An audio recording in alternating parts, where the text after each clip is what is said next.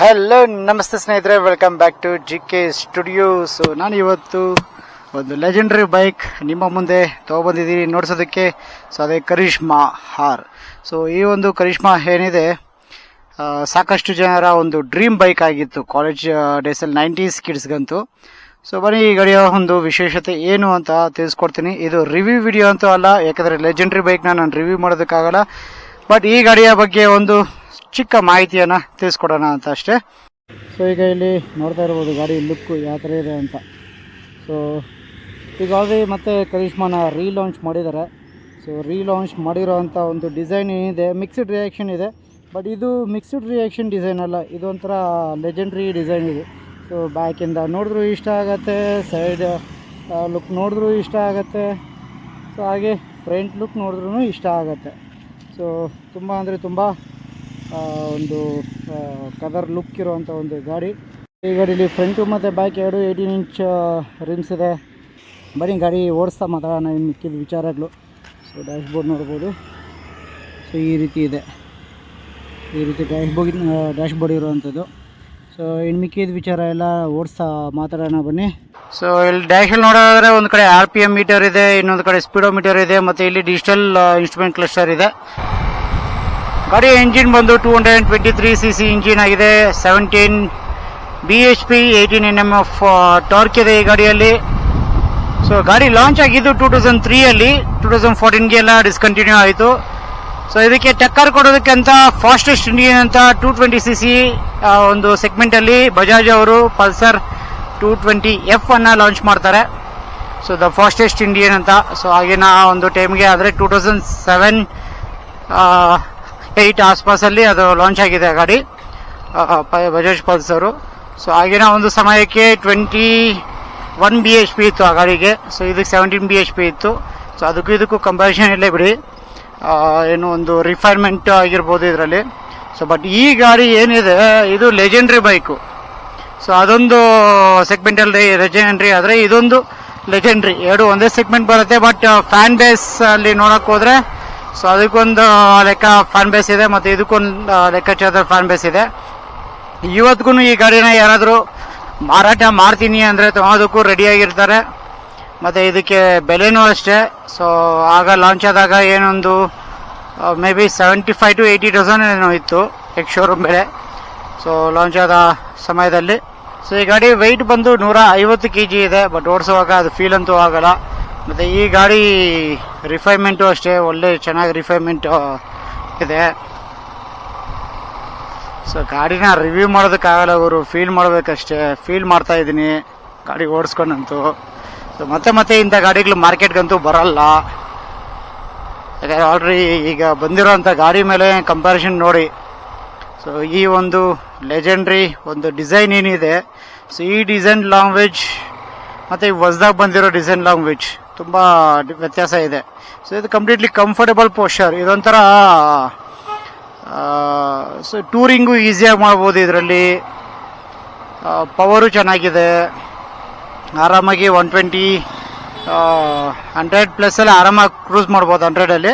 So 120 130ವರೆಗೂ top speed ಹೋಗುತ್ತೆ ಇದರಲ್ಲಿ.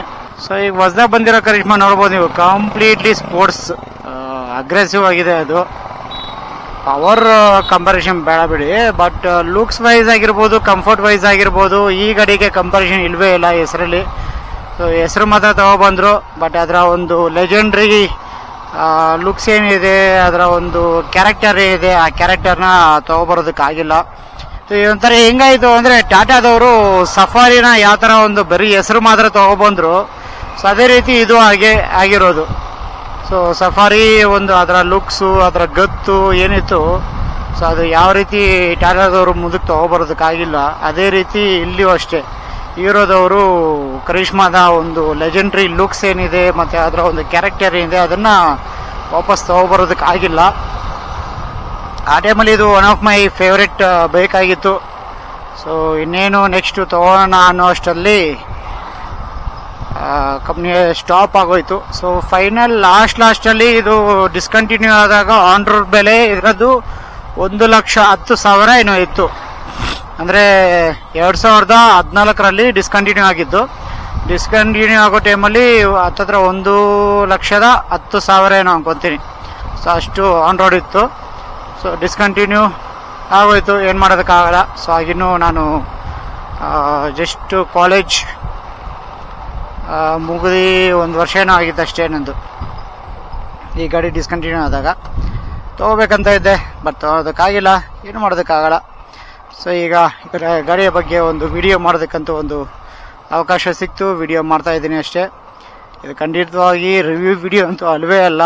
ನಾ ಈ ಗಾಡಿ ಟಾಪ್ ಸ್ಪೀಡ್ ಎಲ್ಲ ಓಡ್ದು ನೋಡ್ಸಲ್ಲ ಗುರು. ಟಾಪ್ ಸ್ಪೀಡ್ ಎಲ್ಲ ಓಡ್ದು ನೋಡ್ಸೋದು ಉಪಯೋಗನೂ ಇಲ್ಲ ಇದರಲ್ಲಿ. ಒಟ್ಟಿನಲ್ಲಿ ಲಾಂಗ್ ಡ್ರೈವ್ ಎತ್ಕೊಂಡು ಹೋದ್ರೆ ಅಂತೂ ಮಸ್ತ್ ಮಜಾ ಇದೆ. ಕಂಪ್ಲೀಟ್ಲಿ ಕಂಫರ್ಟಬಲ್ ಪೋಸ್ಚರ್ ಇದೆ.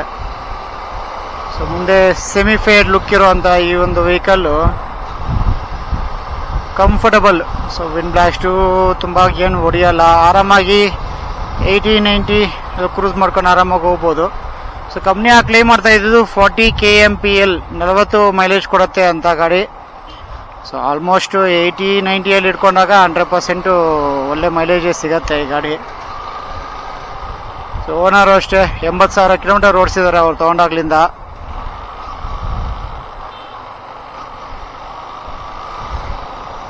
ಗಾಡಿ ಇವತ್ತಿಗೂ ಚೆನ್ನಾಗಿ ಇಟ್ಕೊಂಡಿದ್ದಾರೆ, ಇವತ್ತಿಗೂ ಮಾರಾಟ ಮಾಡಿಲ್ಲ. ಯೋಚನೆ ಮಾಡಿ, ಇಷ್ಟು ವರ್ಷಗಳು ಒಂದು ಗಾಡಿ ತೊಗೊಂಡು ಹಂಗೆ ಇಟ್ಕೊತಾರೆ ಅಂದರೆ, ಸೊ ಈ ಗಾಡಿಯಲ್ಲಿ ಇರುವಂಥ ಒಂದು ಫೀಲ್ ಆಗಿರ್ಬೋದು, ಮತ್ತು ಇದರ ಕ್ವಾಲಿಟಿ ಆಗಿರ್ಬೋದು, ಪದೇ ಪದೇ ಮತ್ತೆ ನಮಗೆ ಇಂಥ ಕ್ವಾಲಿಟಿ ಇರೋವಂಥ ಗಾಡಿಗಳು ಸಿಗಲ್ಲ.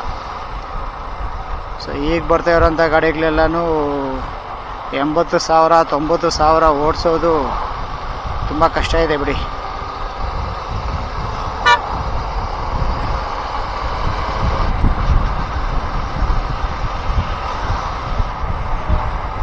ಆರಾಮಾಗಿ ಇಷ್ಟರಲ್ಲಿ ಕ್ರೂಸ್ ಮಾಡ್ಕೊಂಡು ಹೋದ್ರು ಅಷ್ಟು ವೈಬ್ರೇಷನ್ಸ್ ಏನು ಗೊತ್ತಾಗಲ್ಲ ಗಾಡಿಯಲ್ಲಿ. ಹೊಸ ಗಾಡಿ ಆಗಿದ್ರೆ ಹೇಳ್ಬೋದಾಯಿತು ವೈಬ್ರೇಷನ್ಸು ಅದು ಇದು. ಹಳೆ ಗಾಡಿ ಗುರು, ವೈಬ್ರೇಷನ್ಸ್ ಬಗ್ಗೆ ಎಲ್ಲ ಮಾತಾಡಲೇಬಾರ್ದು ನಾವು. ಸೊ ನೋಡಿದ್ರವ್ವ, ಮೇ ಬಿ ಈ ವಿಡಿಯೋ ನಿಮಗೆ ಇಷ್ಟ ಆಗಿರ್ಬೋದು ಅಂದ್ಕೊತೀನಿ.